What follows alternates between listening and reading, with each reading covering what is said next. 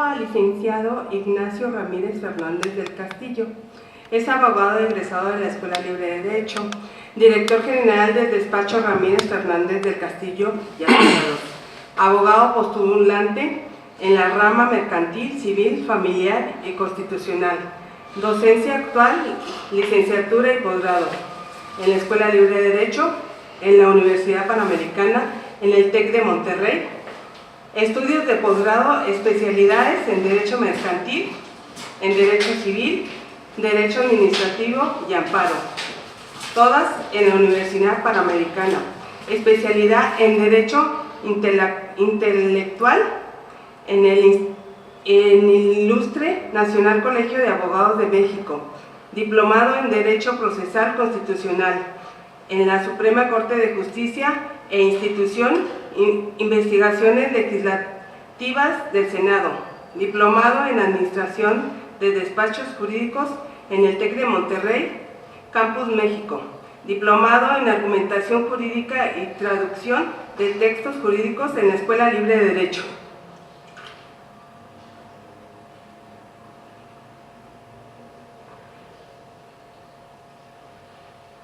¿Qué tal? Buenos días, tengan todos. Si me dan 2 segunditos en lo que la tecnología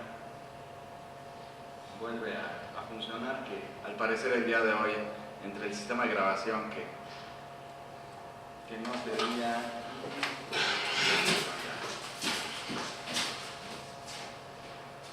Ya está, ya finalmente está jalando. Bueno, el día de hoy, dentro de este curso de Derecho Inmobiliario, la idea original, cuando me plantearon el temario, era clasificación de bienes. Eso era un insulto para todos ustedes. Importancia de la clasificación de bienes. Desde luego, todos somos profesionistas y no tenía mayor relevancia este tema. Por tanto, decidimos por otras opciones. De hecho, en realidad son 2 temas los que vienen finalmente en su temario. El primero, un análisis desde el punto de vista civil de la ley de extinción de dominio y las consecuencias que va a traer en el ámbito civil, en el ámbito inmobiliario, que ya nos está trayendo una gran cantidad de consecuencias esta ley. Y por otro lado, la responsabilidad jurídica del constructor con respecto al cliente y con respecto a terceros, que también pues es un problema que todos los días se nos plantea. Si hubiera alguien de soporte técnico por ahí que nos pudiera ayudar con el cañón, que no está allá, por fin está funcionando. Pero en fin, este segundo tema, lo más seguro es que no nos vaya a dar tiempo, porque con la pura ley de extinción de dominio nos vamos a llevar las 2 horas, pero el ofrecimiento que les hago desde ahora es que demos una plática adicional al respecto para que tengan todos completos el temario. En esta ley de...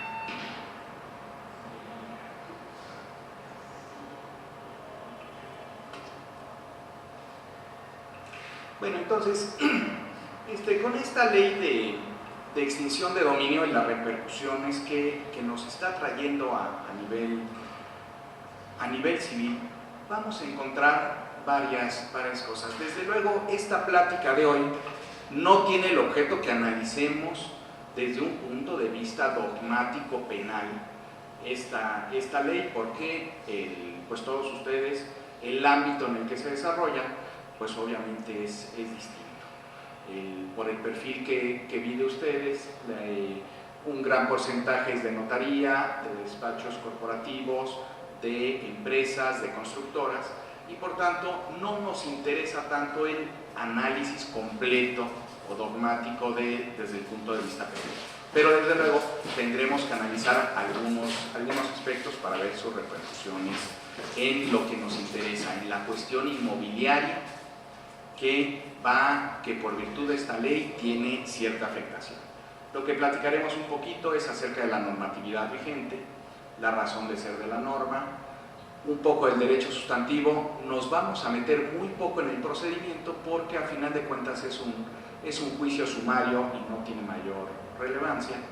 Platicaremos ya de la amplia jurisprudencia que a lo largo de 2 años se ha dado sobre este tema, y veremos finalmente una serie, son cerca de 7 casos, en donde yo le llamo los daños colaterales. La idea de la legislación es buena, pero se han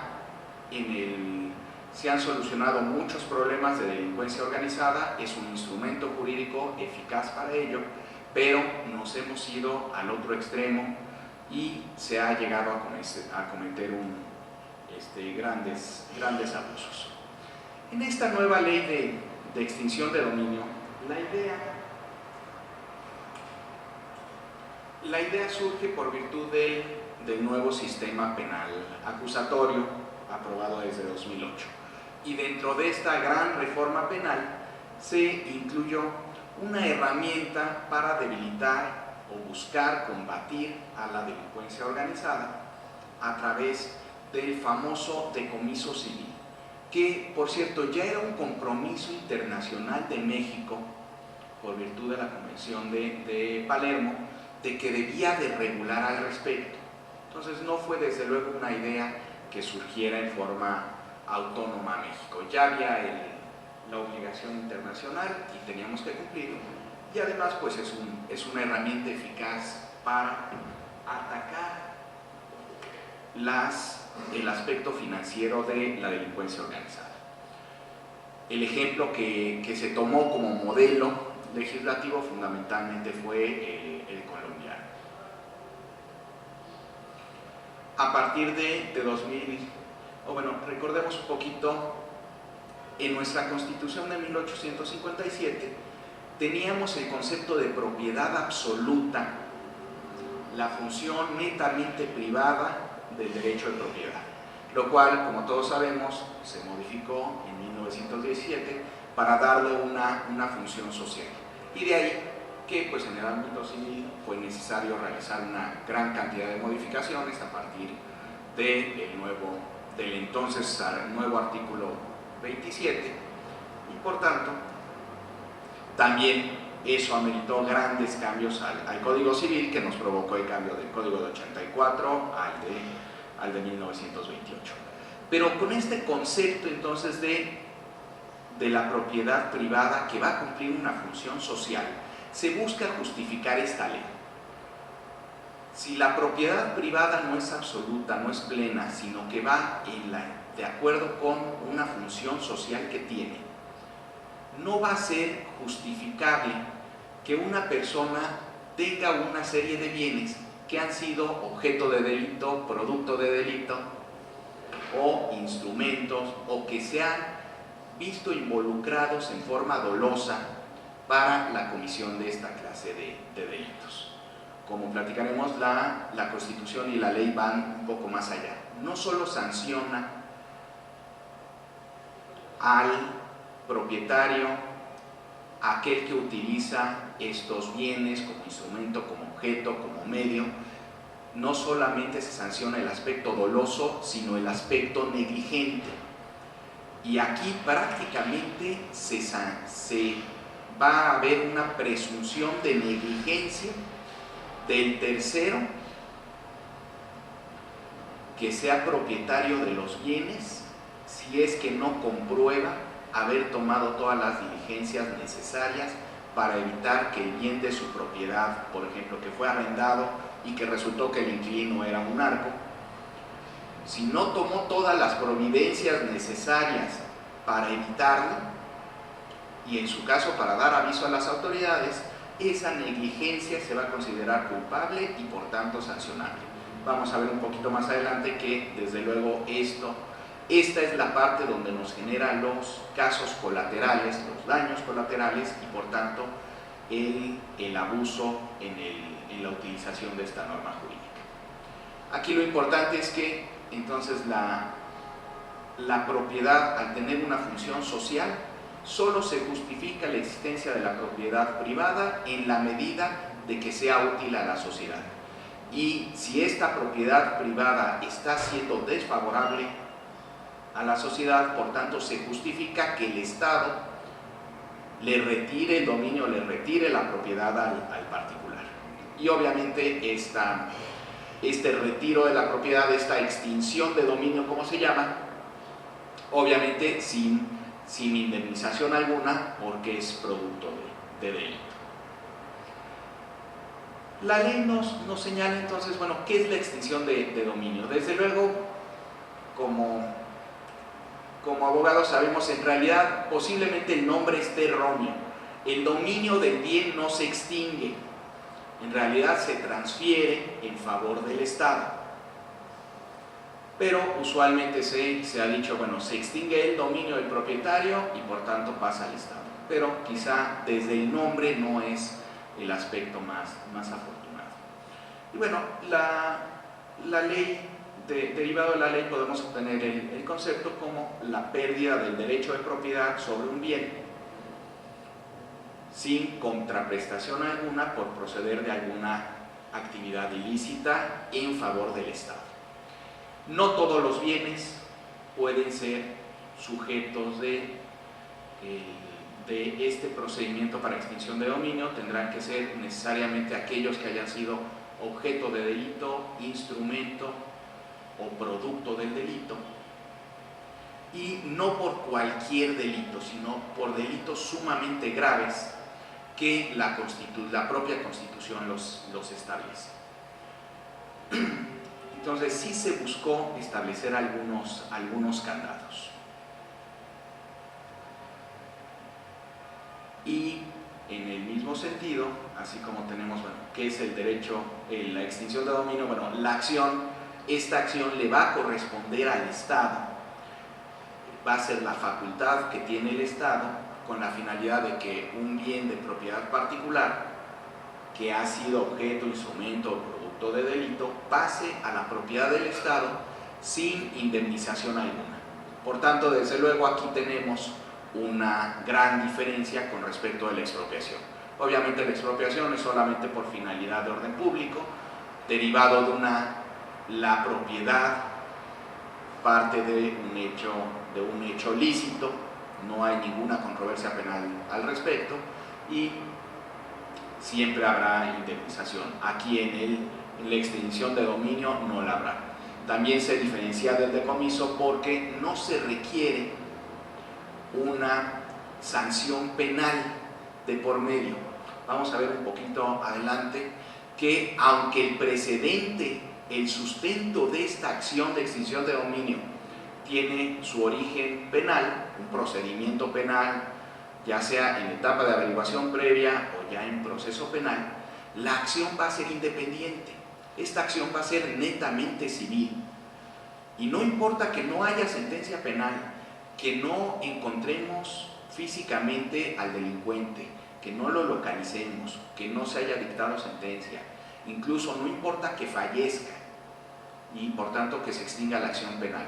La acción civil, esa es independiente, no se requiere la comprobación previa de la existencia del delito, es decir, que exista sentencia firme de un juez penal que lo declare, y por tanto es una modalidad muy curiosa. Su sustento es para atacar ciertas conductas criminales, pero no se requiere una declaración formal de la autoridad penal correspondiente para que proceda la acción civil. Esta norma jurídica, desde luego, es relativamente nueva. Existió una reforma constitucional en junio del año 2008, entre ellos, que bueno, esta reforma fue la gran reforma procesal penal con el nuevo sistema acusatorio. Y además se reforma el artículo 22 para establecer un segundo párrafo en donde contempla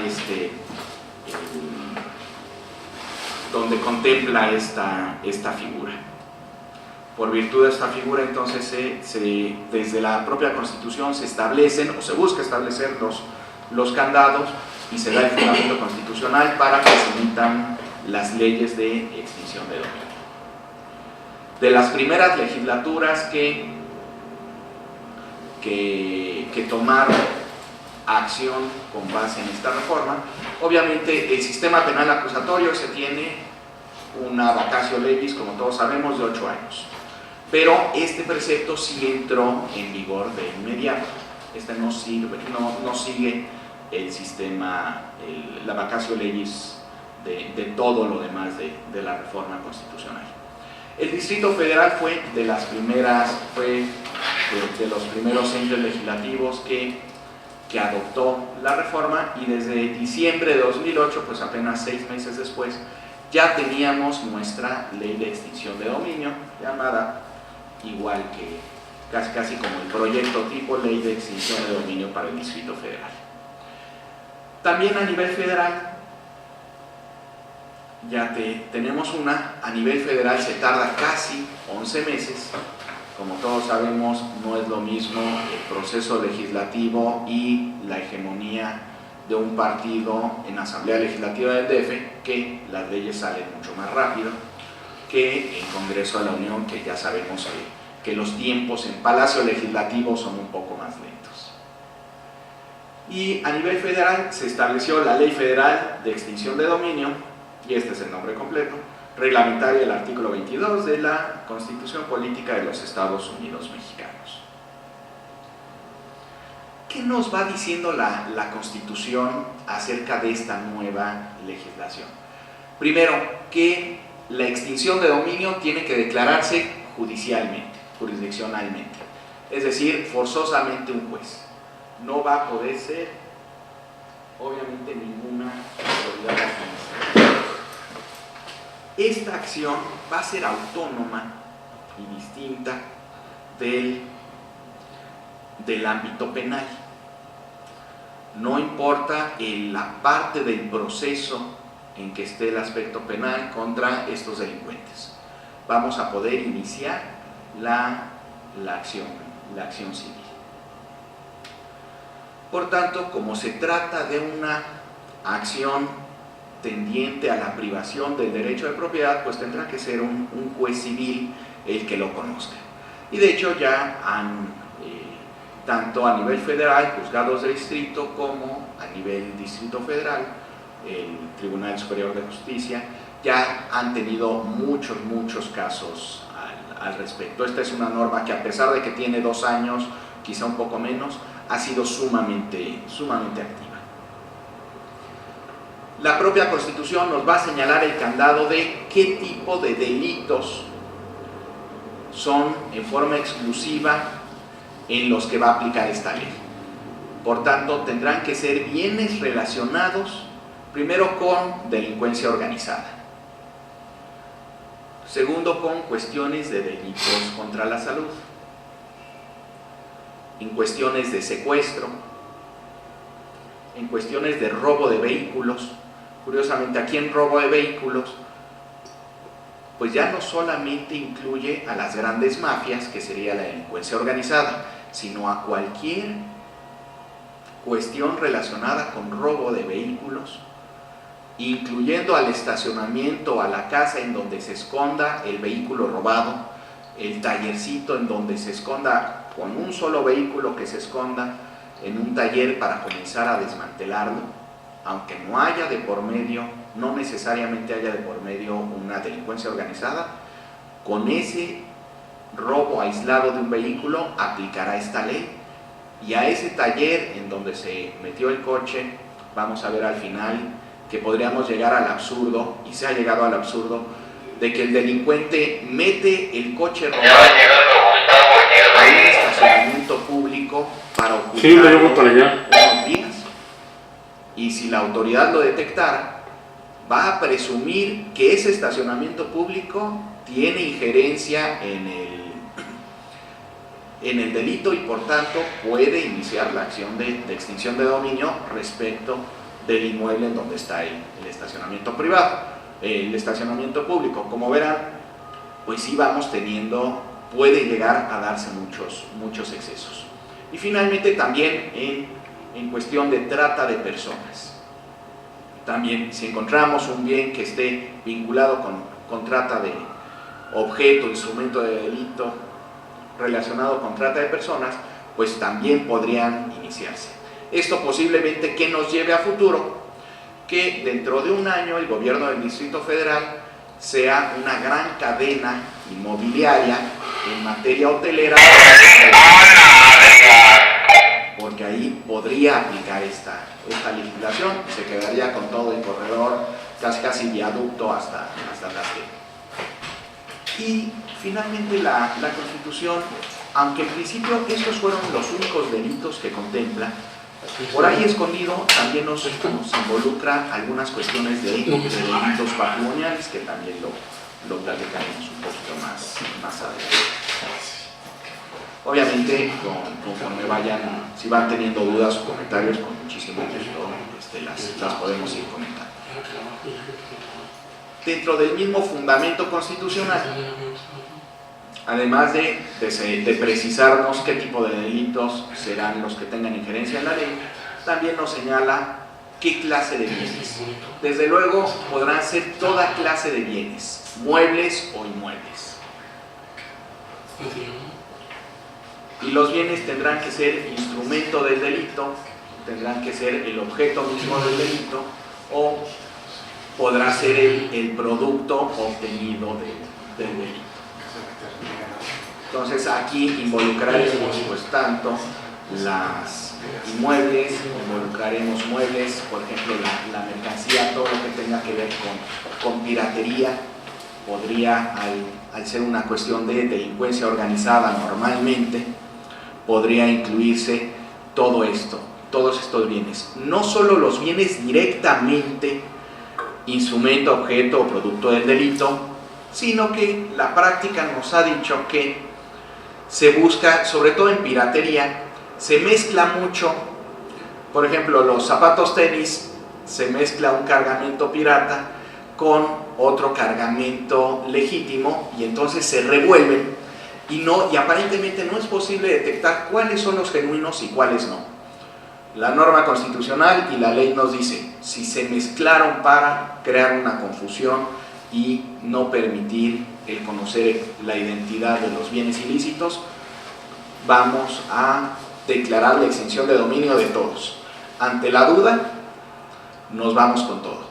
Esta ley, como vamos viendo, busca ser un instrumento muy eficaz pretende serlo contra la delincuencia organizada. Pretende ser un arma importante. En algunos aspectos se ha logrado, en otros no. Esta acción, como habíamos comenzado a indicar, es autónoma de la acción penal. Sí, Andrés.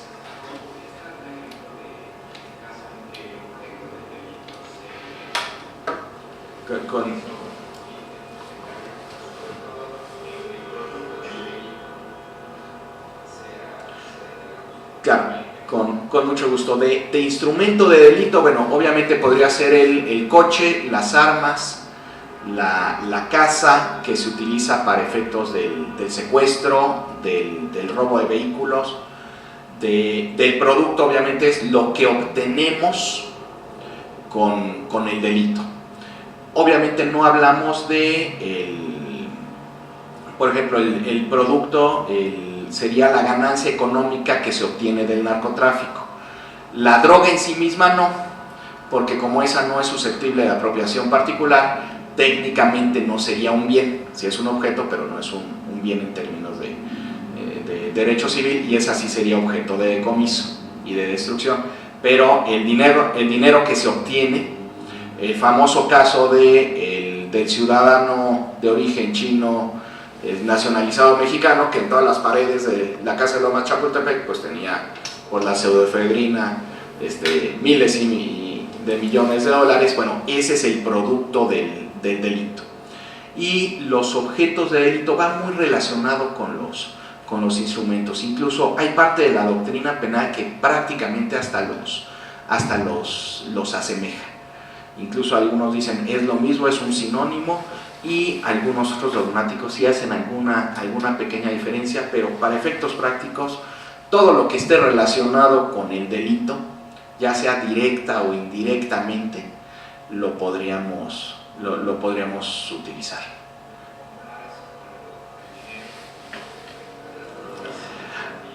También será el producto posiblemente directa o indirectamente, y por ello en la última parte la propia Constitución señala algunos productos derivados de delitos patrimoniales. Sí, en efecto, la casa que compré con el producto de la venta de la droga, también sobre eso nos vamos.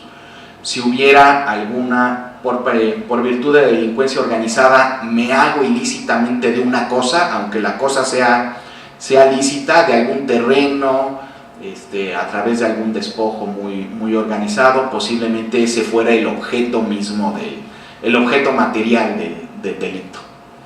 Entonces, sí, la Constitución y las leyes reglamentarias, si nos dan, abren mucho el panorama para que todo entre.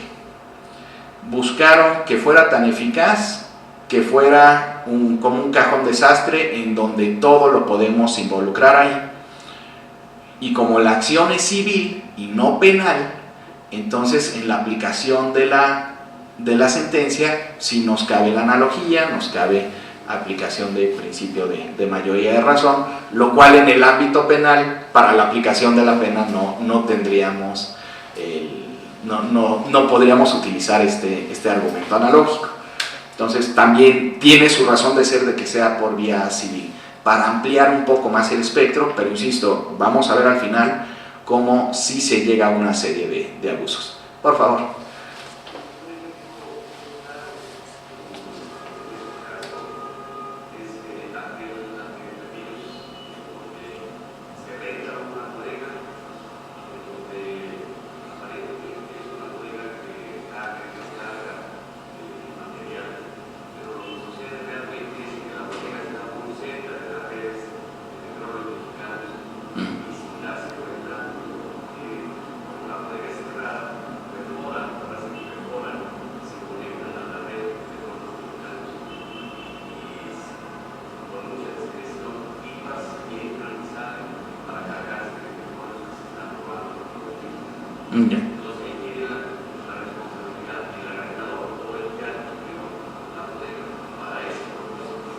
Claro, sí, desde luego, ahí sería completo. Desde luego no hay duda de que es una delincuencia organizada impresionante. No es fácil hacer la perforación, ubicar el ducto, hacer la perforación sin peligro, el extraerlo, transportarlo y comercializarlo, sí, desde luego es una delincuencia organizada tremenda.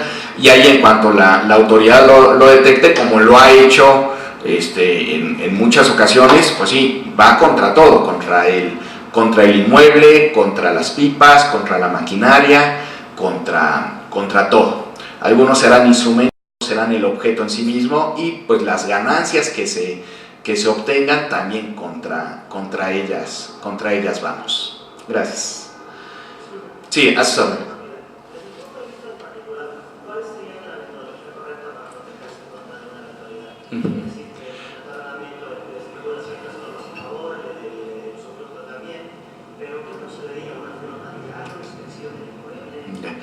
Si gustan, si me espero un poquito con la respuesta, que en realidad ese es nuestro quid. A eso creo que es lo que nos interesa realmente a todos. veamos la problemática, veamos cómo lo está viendo la autoridad y cómo nos vamos a proteger nosotros, porque, insisto, los daños colaterales, los abusos que está viendo en la aplicación de la ley son tremendos, y sí, vamos a tener que buscar estos candados como cláusulas muy específicas en el contrato de arrendamiento, posiblemente inspecciones periódicas.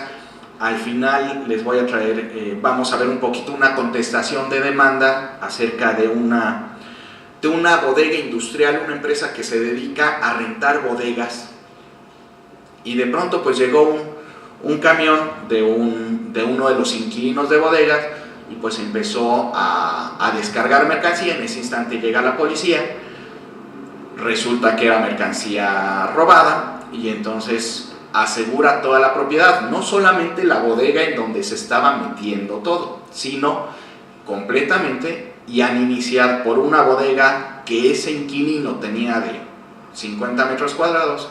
La acción de extinción de dominio va respecto de todo el inmueble sobre los 10,000 metros cuadrados, considerando que es todo. Esta ley está diseñada para que, ante la duda, sancione.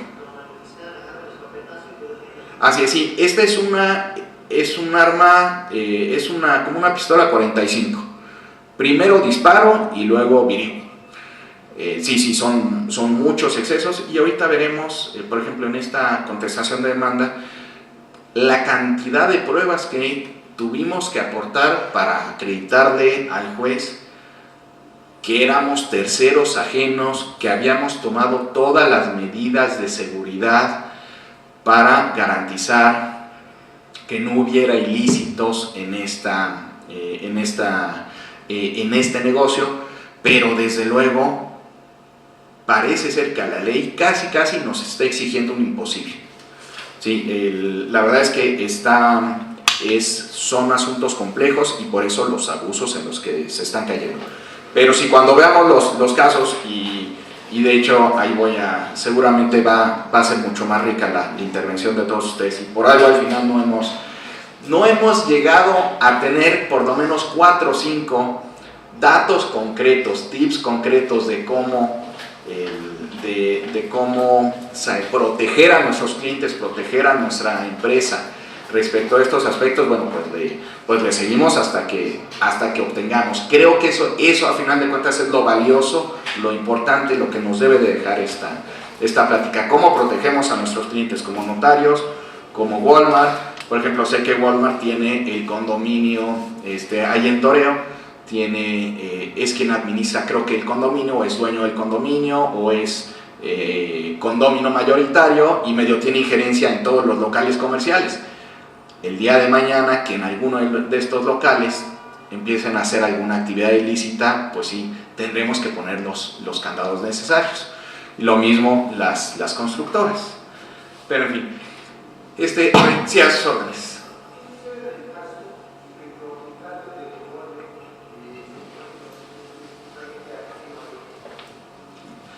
Desafortunadamente tendrá que acreditar que efectivamente es totalmente ajeno, tiene que probar un hecho negativo, que es ajeno, que no tuvo conocimiento de ese ilícito, que no pudo tener conocimiento del ilícito. Ahorita vamos a verlo un poquito más adelante, pero sí, es excesiva la carga de la prueba que se está exigiendo a los particulares. Es excesiva. Por tener un arma eficaz contra la delincuencia organizada, estamos teniendo muchos casos de abuso en la normatividad. Pero si me permite un poquito, lo seguimos analizando. ¿Qué es lo mismo, no? ¿Qué es lo que tenemos que hacer para estar protegidos como particulares de que alguien no vaya a distraer el bien que le arrendamos, que le damos en comodato, que sea un usufructo con otra finalidad?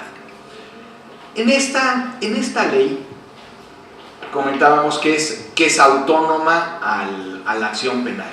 Por tanto, no se requiere sentencia firme en el procedimiento penal.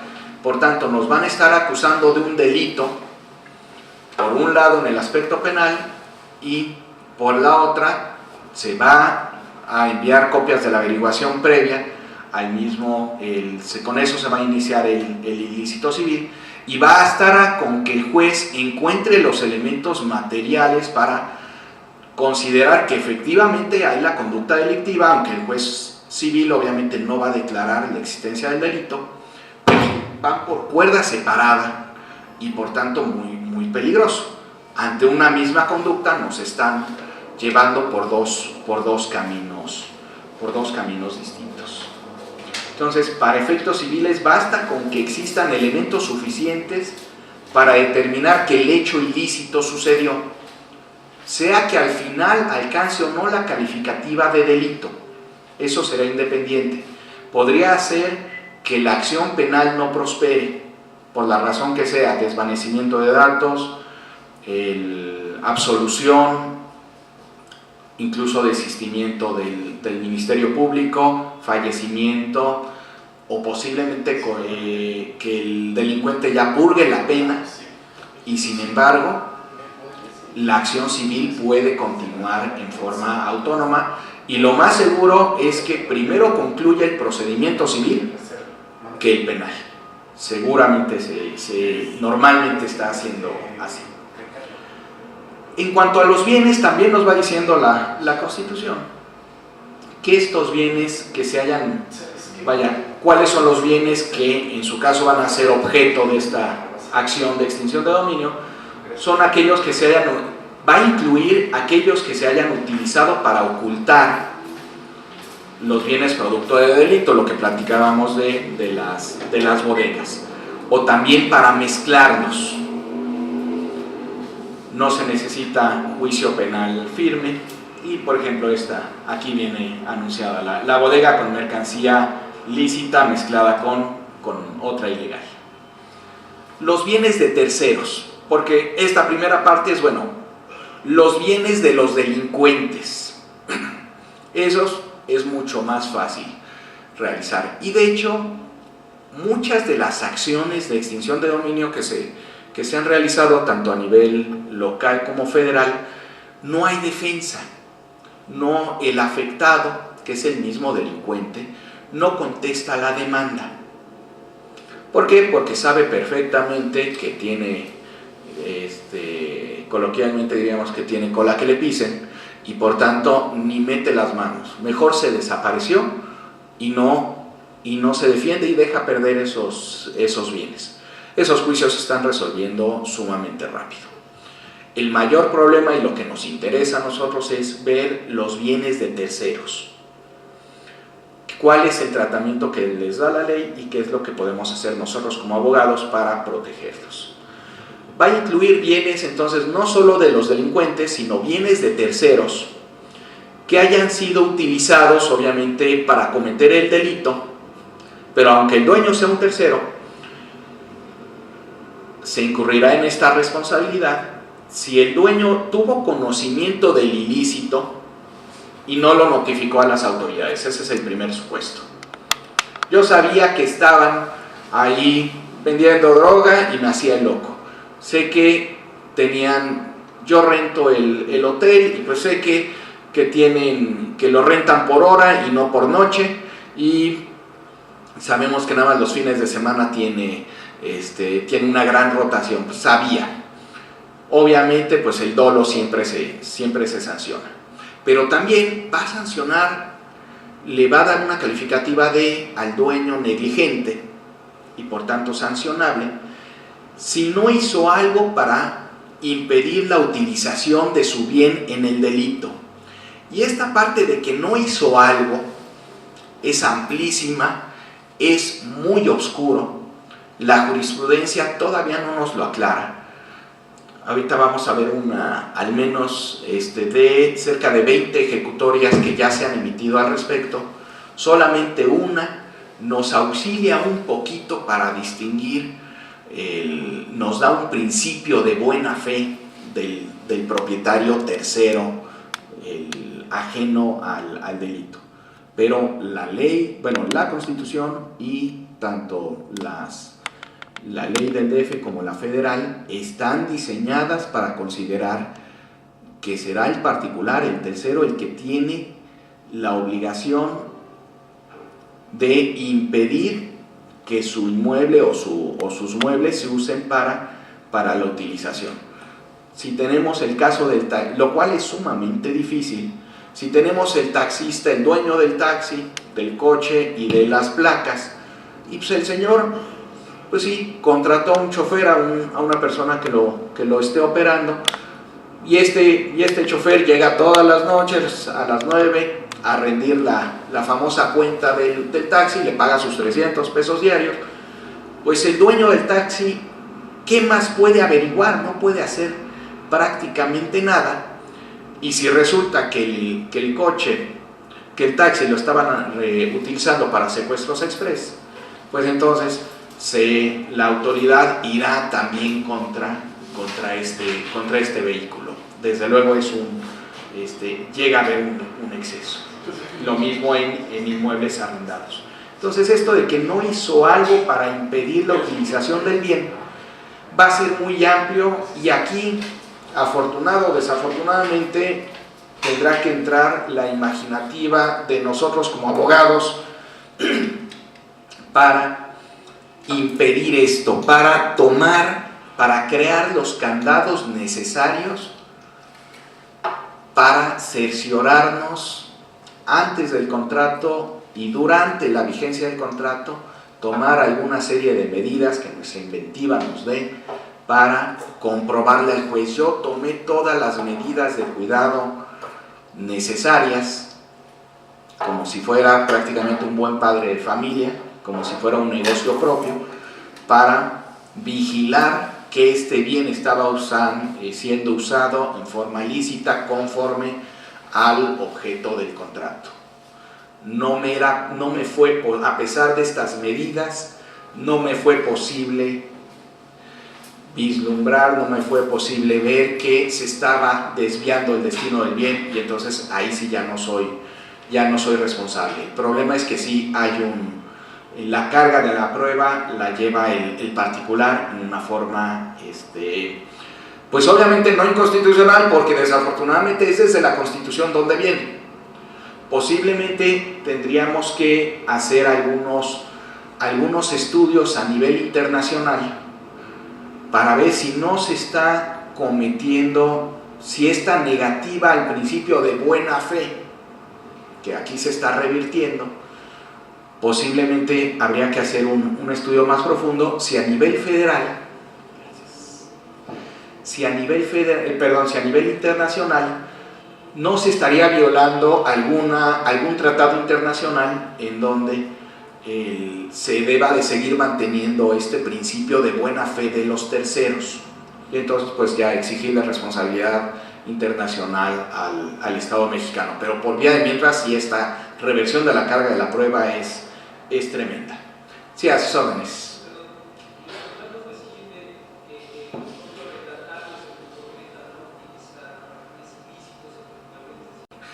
Pues mira, abogado, de entrada, a partir de ahora, bueno, y en realidad a partir de hace 2 años, tendrá que ser obligatorio el pactar, así como casi cláusula penal. Tendremos que de entrada señalar la cláusula, y el arrendatario, bajo protesta, decir verdad, manifiesta que su ocupación es tal, y por tanto es una ocupación lícita, que el inmueble lo va a utilizar única y exclusivamente para esta finalidad lícita, asume toda la responsabilidad de cualquier desvío. Y claro, desde luego los contratos ya lo preveían, pues obviamente es una causal de rescisión del contrato de arrendamiento si utiliza el inmueble para un destino no autorizado. Pero tendremos que ser mucho más tajantes al respecto.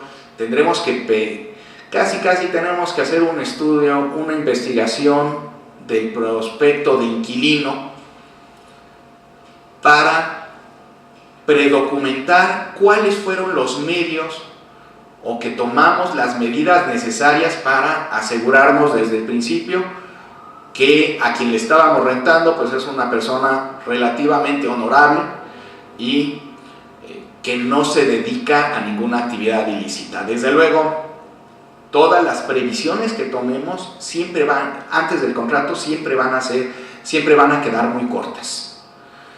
Posiblemente lo que tengamos que también hacer son ciertas revisiones a lo largo del tiempo, lo cual llega un momento en que es un absurdo. Varias de las inmobiliarias en donde trabajan ustedes tienen 600 inmuebles, 500, 600 inmuebles, o por lo menos unidades rentables.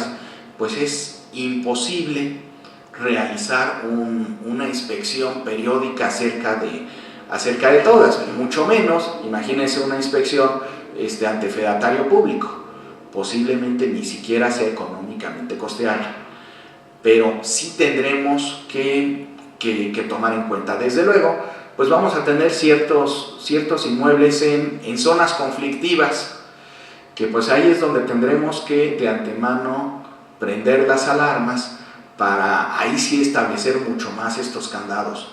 Si la bodega que rentamos es en Iztapalapa o en algunas colonias, que preferiría mejor no dar nombres que todos conocemos, sería ya de entrada realizar eso, pero no estamos exentos que cualquier otro lado pueda haber eso. En Lomas, Chapultepec, en Bosque de las Lomas, pues a la famosa Barbie, a el famoso Barbie, pues lo agarran en Lomas, en Bosques de las Lomas, y además tenía unos departamentos. Una semana antes hicieron el operativo en los edificios atrás del edificio del Pantalón, en donde lo trataron de agarrar. Y entonces, curiosamente, ahorita en Bosques de las Lomas, una gran problemática que tenemos son inquilinos fantasmas. En Interlomas, en Bosques, en Lomas Chapultepec, inquilinos fantasmas. Pagan de contado el primer año, que desde luego pues esa sería la primera alarma, ¿no? Caray, como por adelantado, pues qué bueno, ¿no? Eso nunca nos negaremos, pero en efectivo, bueno, y actualmente por fortuna ya tenemos los otros candados del impuesto por depósitos en efectivo, que también van siendo esos otros pequeños candados, pero en Interlomas sí tenemos gente que paga por adelantado. Obviamente terminan siendo si no es en efectivo, son unas cuentas fantasmas, y pasa el primer año y la verdad es que el inquilino se presentó una o dos veces en el inmueble, y además se rentaron los departamentos amueblados.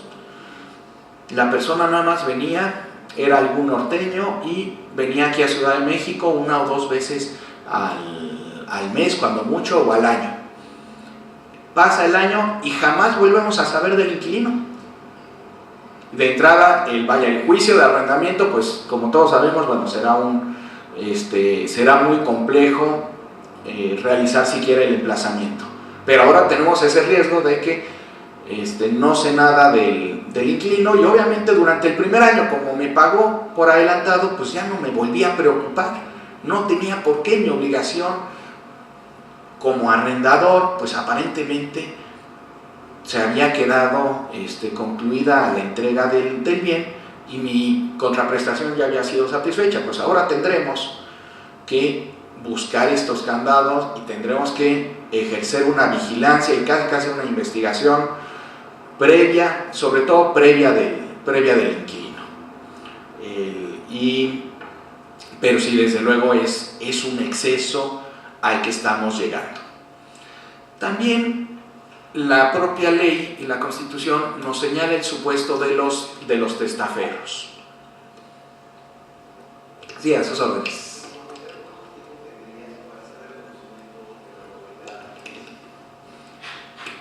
No nos lo dice ni la ley, ni las leyes, ni la Constitución, y casi sería, para efectos prácticos, antes de que la autoridad inicie el procedimiento, casi de inmediato. Ahora, tenemos otra problemática.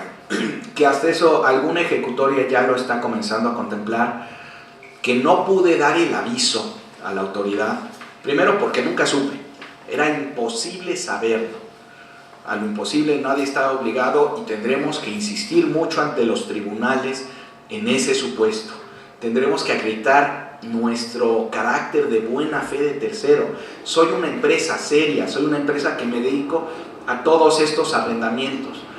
Ese es un caso aislado que no representa nada dentro de mi operación ordinaria. Mi operación y toda mi infraestructura es inmobiliaria. Esto es totalmente accidental y por tanto no estoy involucrado. Pero desde luego tendrá que hacerse entonces las ejecutorias y la ley nos dice, bueno, que no pudiste dar el aviso, primero porque no sabías, pero tendremos absurdamente que comprobar que no podían no saber, la negación de la negación, que aunque supe, corría de tal forma riesgo mi seguridad que tampoco era posible. Otro de los ejemplos que vamos a platicar es, en provincia se da mucho que llega algún grupo delictivo denominada familia algo más, llega y cierra un restaurante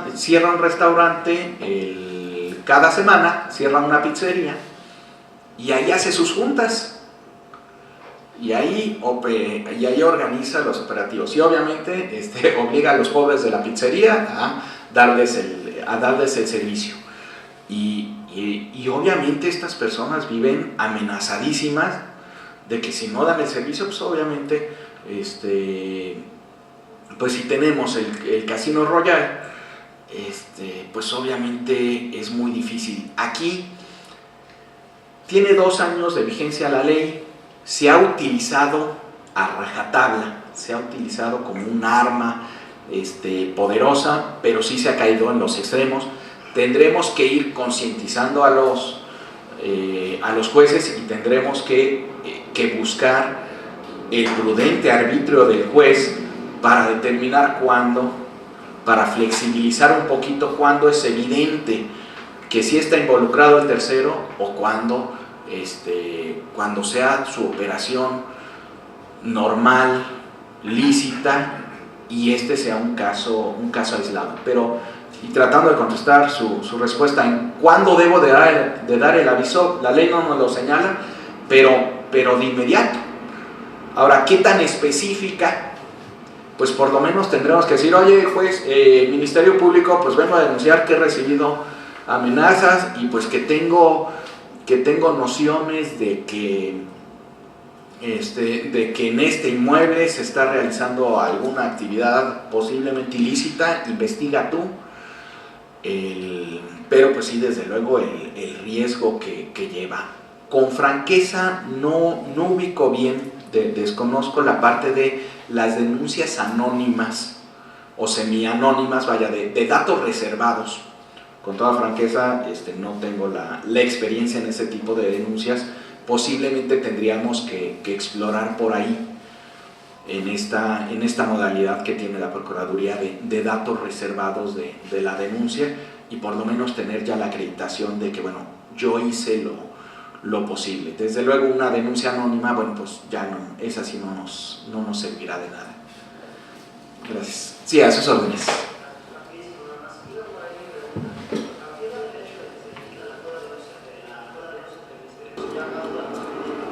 Claro, ahí sí materialmente no hubo la posibilidad de dar el aviso, ¿no? En Monterrey desafortunadamente está pasando también mucho. Sí, llegan al restaurante, llegan a cenar y llegan con la bolsa y guarden celulares y guarden carteras. Están 3 horas los narcos ahí cenando. Obviamente todos los pobres comensales pues estamos con el Jesús en la boca y incomunicados, terminan de cenar.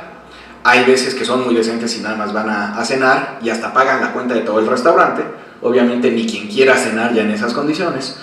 Hay otras veces que se van sin cenar, pero hay otras veces que se quedan a emborracharse y todavía más miedo para nosotros los comensales de que no vayan a comenzar a echar tiros. Pero bueno, obviamente ahí era imposible dar el aviso, ¿no? Imposible, y es más, quizá aunque tuviéramos el botón de pánico de la alarma, yo creo que pues, quizá por prudencia y por propia seguridad no nos sería exigible haber apretado el botón de alarma, porque en ese instante nos acribillan a todos los comensales. Pero sí, desde luego en flagrancia, pues ahí sí es imposible haber dado el aviso. Con gusto. Entonces, en los testaferros también se incluyen. Obviamente entonces va a incluir a los bienes de delincuentes a nombre de terceros, y aquí pues ya entramos también pues a nuestro ámbito civil normal del clásico testaferro. Es el delincuente que vive en una casa, ahí habita todo el tiempo, la modifica, se ostenta como dueño, pero pues formalmente no lo es. Pero bueno, si tiene cara de pato, come como pato, camina como pato, pues la legislación nos dice evidentemente hay un testaferro, el que formalmente está como dueño pues no lo es. Y entonces también se va a dar. Aquí es la parte en donde se incluye a los delitos patrimoniales.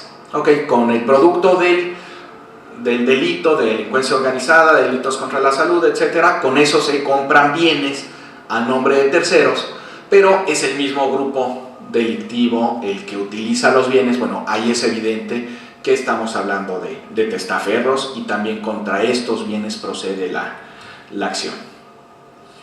Los medios de defensa nos dice la Constitución y nos dice las leyes que se deberá dar a los afectados todos los medios de defensa idóneos para realizar su defensa. Nos lo dice muy bonito la Constitución, pero en el mismo texto constitucional que pasa las leyes, pues viene el dado envenenado. ¿Sí? Nos dice primero que debe de contemplar la ley los medios de defensa suficientes, pero nos pone los candados. El afectado tiene que comprobar la procedencia lícita de los bienes. Aquí seguimos en el mundo al revés, en la reversión de carga de la prueba. Se presume que todos los bienes involucrados con algún posible delito, todos son de procedencia ilícita, y por tanto el particular es el que tiene que acreditar lo contrario. Entonces tenemos que comprobar que estos bienes proceden lícitamente.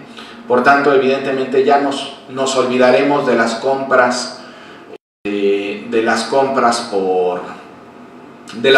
efectivo, aún de coches, y aunque sea menos de los 100,000 pesos para efectos del impuesto de depósitos en efectivo, pues para toda venta de coches, pues antes seguíamos realizando únicamente la carta responsiva, vendedor y comprador, y a partir de este instante tú te haces cargo de ello. No, ya tendremos que hacer el contrato específico, tendremos que exigir o transferencia bancaria, o obviamente o cheque certificado o cheque de caja. Tendremos que comprobar que, bueno, y prácticamente hasta nosotros guardar durante algún tiempo que los bienes que tenemos pues que los adquirimos de forma lícita. Y la ley tiene que contemplar, nos dice la legislación, nos debe permitir comprobar que nuestra actuación fue de buena fe. Pues la verdad es que esto es, como civilistas que somos nosotros, pues claro que es un absurdo, ¿no? La buena fe contractual se presume, no tengo por qué probarla, pero estamos en el mundo al revés. Y de igual forma, la ley debe de contemplar los medios o la forma para que acreditemos que estábamos impedidos para conocer la utilización ilícita de los bienes. con la problemática que hemos platicado. Sí puedo yo conocer que los bienes, la utilización de los bienes sí, en alguna medida, pero no mucho más.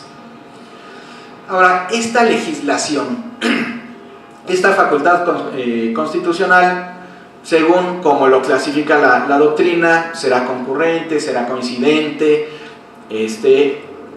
La doctrina constitucional actual señala que en realidad es coexistente, es decir, la facultad legislativa la tiene tanto la federación como las entidades federativas.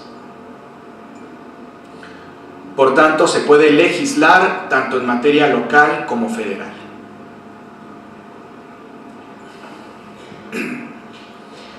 Para el caso del DF, vamos a tener una problemática o un punto en el que lo quiero comentar con ustedes.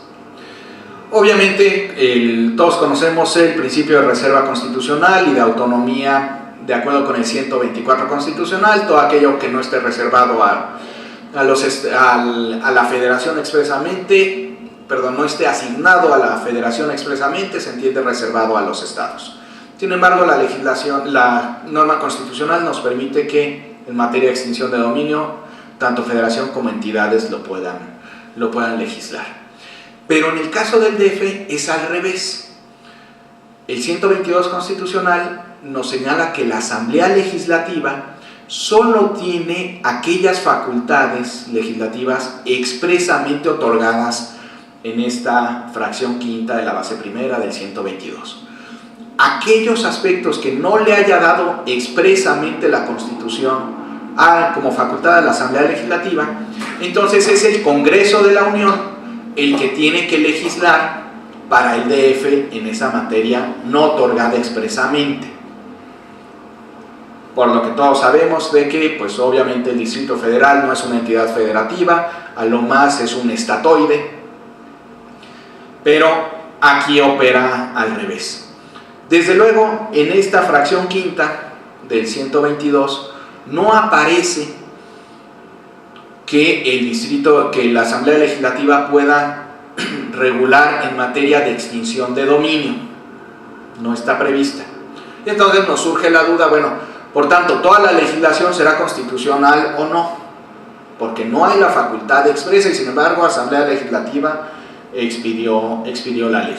Para ello, pues tenemos obviamente dos interpretaciones. Una en favor de que sí tiene las atribuciones la Asamblea Legislativa, al indicar que como es materia penal, como es una consecuencia de un ilícito penal, y en todo caso es una acción civil, por tanto, como estas dos materias sí tiene facultad la Asamblea Legislativa, estaremos hablando de una facultad implícita, y por tanto la Asamblea Legislativa sí tiene facultades. Esa es una primera interpretación.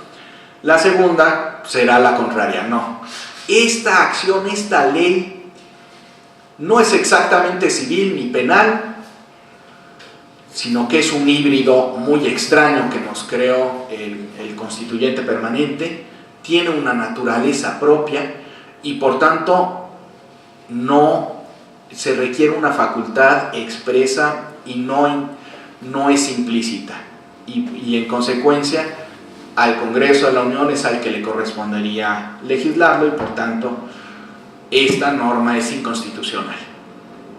Al día de hoy no hay ninguna ejecutoria de la Corte en que haya resuelto esto. Entonces pues nada más me permito exponerlo y que seguramente pues se comenzará a utilizar este argumento en todas las defensas. Pero al día de hoy todavía la Corte no nos resuelve nada.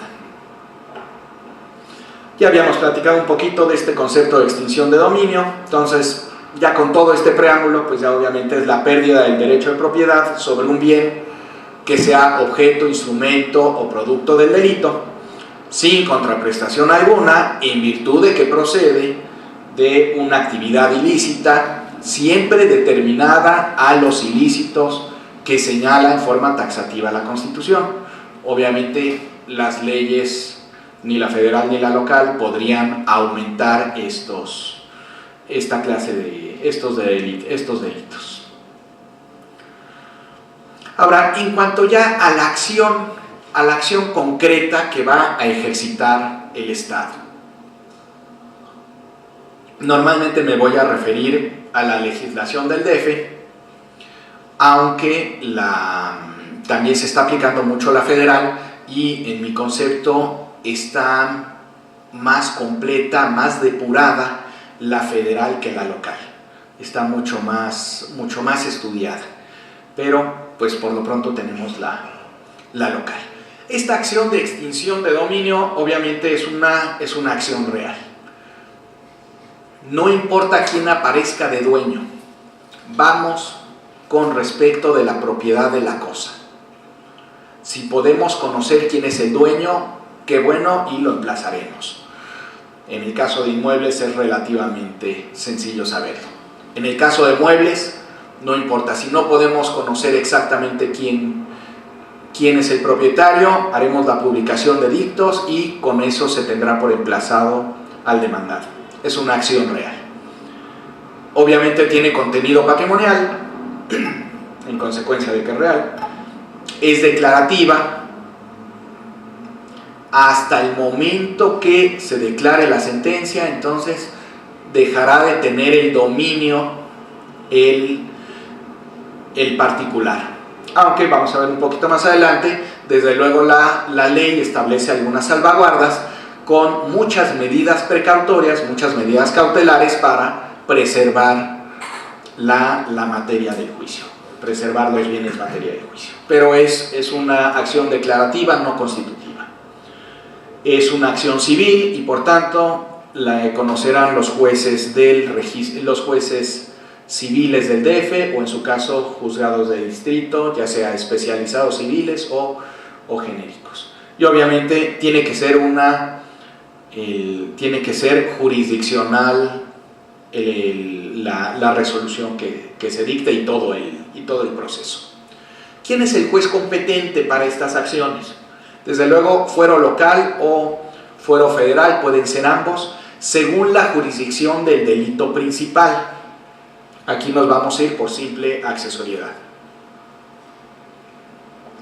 Si el delito está calificado, incurre en la jurisdicción federal, nos vamos con juez de distrito, si no, con juez local. En razón de territorio, nos vamos al juez de la ubicación de la cosa, la ubicación del bien, de acuerdo con el 121 constitucional. Podría ser que el delito se cometió en una entidad, pero los bienes están en otra entidad.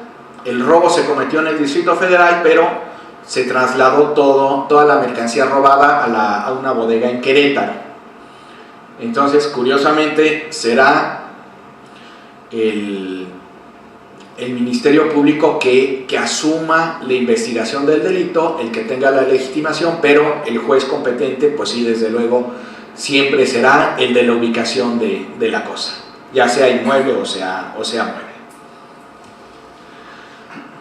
Hay una autonomía respecto del proceso penal, no importa que se haya absuelto al reo, no importa que fallezca el procesado penal, aunque fallezca durante el operativo, cae abatido el delincuente, pues de todas formas, con respecto a la casa, se ejercita la acción de extinción de dominio.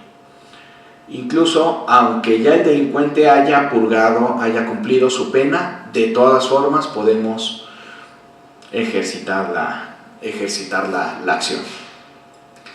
La ley no nos dice exactamente un plazo de prescripción de la acción. Entonces aquí tenemos dos interpretaciones. O nos vamos a la vía civil que todos conocemos y a extinción, a los plazos de prescripción ordinaria de las acciones. Obviamente si fueran acciones personales, pues casi todas prescriben a los 2 años, pero como esta es acción real, hay algunas acciones reales que no prescriben, hay otras que pues prescribirán hasta los 10 años, aunque en otras partes la ley nos señala que también se tendrá que atender a el plazo de prescripción del delito. Aquí vamos a tener entonces una aparente contradicción de la ley, porque por un lado da autonomía completa a la acción civil de la penal, pero vuelve a considerar que si ya el delito penal está extinto por virtud de prescripción, pues entonces también la acción civil. Aquí parece ser que hay una contradicción. ¿Cuál es la legislación procesal aplicable? Curiosamente, estas leyes, tanto la local como la federal, el aspecto sustantivo es un capítulo pequeño, pero trae un aspecto procesal muy importante. Entonces sí, está previsto en esta legislación prácticamente todo el procedimiento, incluso señala la supletoriedad. Pero es bastante amplio la regulación del procedimiento. Y obviamente la supletoriedad es, en la definición del delito, pues obviamente nos vamos a Código Penal. En cuanto a las constancias, las averiguaciones, las indagatorias que se hicieron en la averiguación previa, pues obviamente se rigen por Código de Procedimientos Penales. Si hablamos ya para los aspectos del derecho de propiedad, evidentemente Código Civil, y ya todo el procedimiento, como es una acción civil, pues nos vamos a Código de Procedimientos Civiles.